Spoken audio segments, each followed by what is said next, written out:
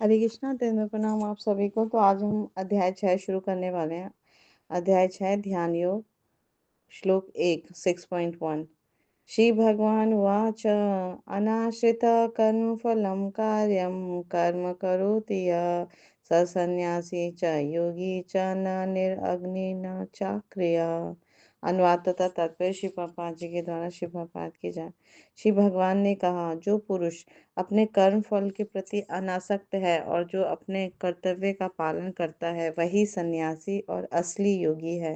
वह नहीं जो न तो अग्नि जलाता है और ना कर्म करता है। तो भगवान यहाँ बहुत सुंदर उपदेश दे रहे हैं कि जो भी व्यक्ति अपने कर्म फलों के प्रति अनासक्त है ना, और अपने कर्तव्यों का पालन करता है तो वही, वो किसी भी वर्ण या आश्रम में वो असली योगी है और असली सन्यासी है।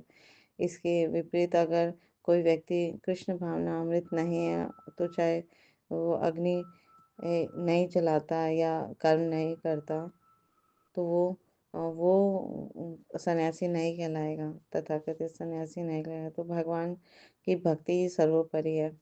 तो तात्पर्य में श्री प्रभुपाद जी बहुत सुंदर समझा रहे हैं कि भगवान यहाँ इस श्लोक में बता रहे हैं कि अष्टांग योग पद्धति मन तथा इंद्रियों को वश में करने का एक साधन है, लेकिन इस कलयुग में सामान्य जनता जो है इसके लिए संपन्न करना बहुत ही कठिन है, क्योंकि इस अध्याय में भी भगवान अष्टांग योग पद्धति की संस्तुति करते हैं, पर भगवान स्वयं बल देते हैं कि कृष्ण भावना अमृत में कर्म करना, कर्म योग करना, ये सबसे ज़्यादा श्रेष्ठ है, सर्वश्रेष्ठ है। क्योंकि इस संसार में प्रत्येक मनुष्य अपने परिवार के पालन के लिए, अपनी सामग्री के लिए या रक्षा के लिए कर्म करता है, लेकिन कोई भी मनुष्य बिना किसी स्वार्थ या किसी व्यक्तिगत तृप्ति के, चाहे वह तृप्ति आत्म केंद्रित हो या व्यापक हो, वो कर्म नहीं करता। तो पूर्णता की कसौटी क्या है? कृष्ण भावना अमृत में कर्म करना, कर्म के फलों का स्वयं भोग नहीं करना, भगवान को ही सेवा में लगाना। तो कृष्ण भावना अमृत में कर्म करना हर व्यक्ति का कर्तव्य है। मीन्स कि भगवान की सेवा करना हर व्यक्ति का स्वभाव है, कर्तव्य है। क्योंकि सभी जो लोग हैं, सभी व्यक्ति परमेश्वर के अंश है, परमात्मा के अंश है। तो शरीर के अंग पूरे शरीर के लिए कार्य करते हैं। शरीर के अंग अपनी तुष्टि के लिए कार्य नहीं करता, बल्कि पूरे शरीर की तुष्टि के लिए कार्य करते हैं, प्रत्येक अंग।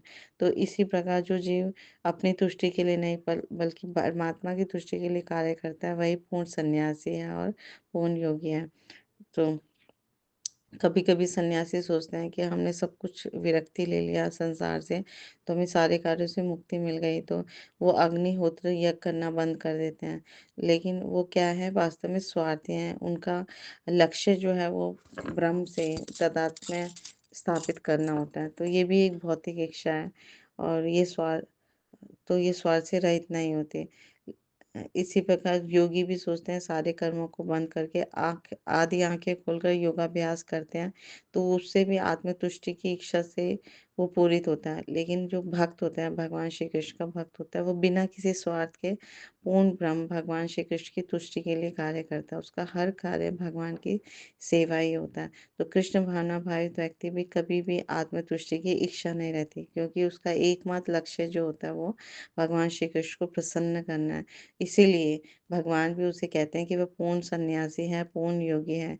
तो त्याग का सर्वोच्च प्रतीक भगवान श्री चैतन्य महाप्रभु है ना, अपने शिक्षाष्टकम में बताते हैं, प्रार्थना करते हैं, न धनम न जनम न सुंदरीम कविताम व जगदीश काम है मम जन्मनि जन्मीश्वरे भवतात् भक्तिर अहेतु की त्वयि। हे सर्वशक्तिमान प्रभु, मुझे न तो धन संग्रह की कामना है, न मैं सुंदर स्त्रियों के साथ रमण करने का अभिलाषी हूँ, ना ही मुझे अनुयायियों की कामना है। मैं तो जन्म जन्मांतर आपकी प्रेम और भक्ति की अहेतु की कृपा का ही अभिलाष हूँ। तो भगवान सुंदर शिक्षा दे रहे हैं कि हमें इस भौतिक संसार में कुछ भी नहीं इच्छा करनी चाहिए। हमें सिर्फ और सिर्फ भगवान की प्रेम और भक्ति की अहेतु की कृपा का अभिलाषा करनी चाहिए। इसी से हम अपना जीवन धन्य धन्य कर पाएंगे। तो भगवान इस श्लोक में सन्यास के नाम पर कर्मों का परित्याग करने वाले तथाकथित जो सन्यासी होते हैं, योगी होते हैं, उसके विषय में बता रहे हैं।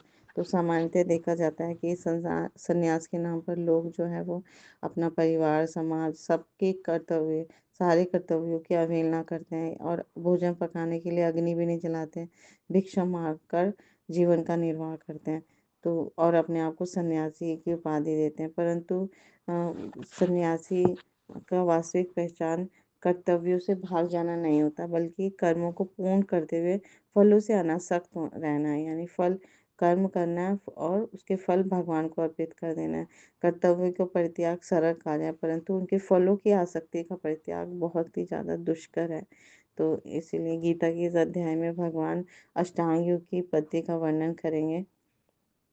परंतु भगवान प्रथम श्लोक में ही बल देते हैं कि भगवान श्री कृष्ण के संबंध में कर्म करना अष्टांग योग से भी सर्वश्रेष्ठ है। यानी भगवान की सेवा, भगवान की भक्ति, और इस कलयुग में हम भगवान की सबसे सरलतम और सबसे सर्वश्रेष्ठ सेवा है उनके पवित्र नामों का कीर्तन करना। हरे कृष्णा कृष्णा कृष्णा हरे हरे, हरे रामा राम रामा हरे हरे। तो जब भगवान के पवित्र नाम, रूप, गुण, लीला, धाम, परिकर के बारे में निरंतर श्रवण करते हैं, कीर्तन करते हैं, स्मरण करते हैं, तो हमारा जीवन धन्य धन्य हो जाता है और सबसे हम सर्वश्रेष्ठ योग करते हैं। तो क्योंकि जो तथाकथित अष्टांग योगी होते हैं वो उनकी जो आसक्ति है वो स्वयं की मुक्ति में रहते हैं।